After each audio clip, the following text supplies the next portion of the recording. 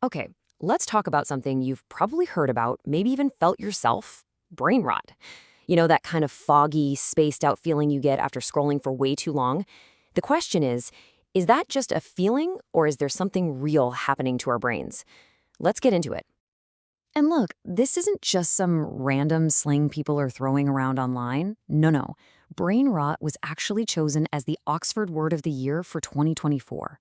That tells you that this idea that our digital lives are seriously changing us has officially hit the mainstream.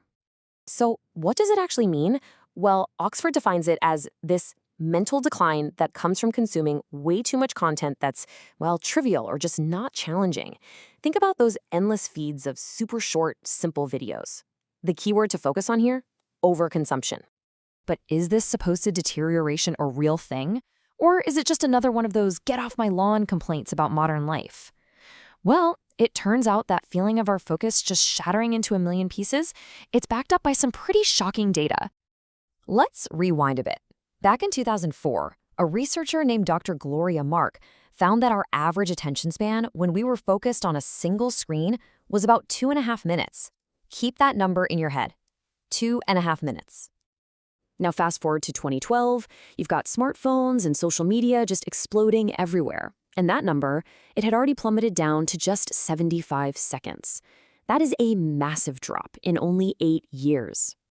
So, what about today? Brace yourself. It's now down to just 47 seconds. Let that sink in. We went from 2.5 minutes down to less than 1. This isn't some slow, gradual decline, folks. It's a free fall. All that constant switching and the rapid-fire content are literally rewiring our ability to stay focused. And this has some very real-world consequences. A 2024 study of college students found a strong negative correlation. Basically, the more short reels they watched, the worse their attention spans got. The study also showed a pretty clear link to a lower GPA. So it's not just about feeling distracted, it's affecting performance. So, what is actually going on inside our skulls when we're lost in a scroll hole? This isn't really a question of willpower, it's about brain chemistry and the limits of our own minds. Let's take a look under the hood. Well, researchers have found a behavioral loop that looks uncannily like other kinds of addictions. It starts with preoccupation, you're always thinking about being online. Then you build up a tolerance. You need more and more screen time to get that same little rush. After that comes withdrawal. You feel antsy or irritable if you try to stop. And then the final step, you just keep doing it, even when it's causing real problems in your life. Sound familiar to anyone? A big part of the explanation here is something called cognitive load theory. Okay, picture your working memory, the part of your brain that's juggling information right now, as a small bucket. Deep, focused learning is like carefully pouring water into that bucket. But scrolling through TikTok or Reels, that's like trying to fill that same little bucket with a fire hose. It just overflows and almost nothing actually sticks. And all of this distraction comes with a hidden tax. It's called the switch cost. See, every single time you glance at a notification or just hop over to another app, your brain has to completely reorient itself. That process burns mental energy, makes you more likely to make mistakes, and, get this, research shows it actually spikes your stress levels. Okay, so we've laid out the problem pretty clearly. Now, the solution you always hear about is the digital detox. But is that a real fix, or is it just another wellness trend that sounds good but doesn't really work? So let's ask the million-dollar question. When you totally unplug for a day or week or whatever, does it actually create any lasting change? Well, a big review of all the research shows it's kind of a mixed bag. A lot of people definitely report feeling better, a sense of relief, even pleasure, and it can for sure make you more aware of your habits. But those one-size-fits-all challenges, they're often not very effective. And here's the biggest pitfall. People just replace scrolling Instagram with binge-watching Netflix. You're just trading one screen for another. And that's really the big disconnect, right? You've got the social media trend version of a detox, which is this all-or-nothing 24-hour quick fix. But the idea originally comes from things like cognitive behavioral therapy. And in that world, it's not about a quick fix at all. It's a slow, gradual process of reducing harmful behaviors and replacing them with things you actually value.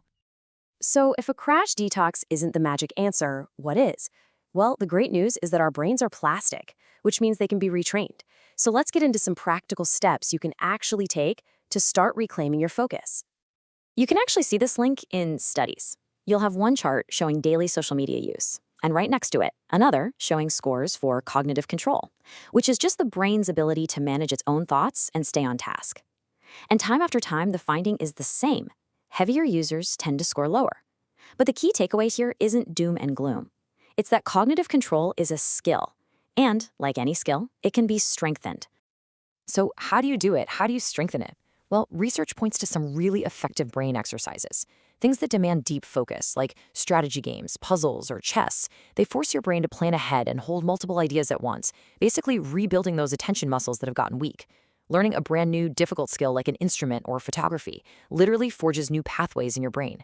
And even simple habits like reading a physical book, socializing with people face-to-face instead of online, and practicing mindfulness, they have all been shown to seriously rebuild our ability to concentrate. And that brings us to our final and maybe the most critical point. This whole thing isn't just about our individual habits. It's part of a much, much bigger battle that's being fought over our most precious resource, our attention. Tristan Harris, who used to be a design ethicist at Google, probably said it best. He described the business model of so many of these platforms as a race to the bottom of the brainstem. What he means is that they're designed to completely bypass our rational thinking minds and hack directly into our most primitive impulses, fear, outrage, that little dopamine hit, all in the name of keeping us glued to the screen. So that leaves us all with one last big question. Our attention has become the currency of the modern world, and it's being sold to the highest bidder every single second of the day. The real question is, what are you willing to do to buy yours back? Thanks for listening.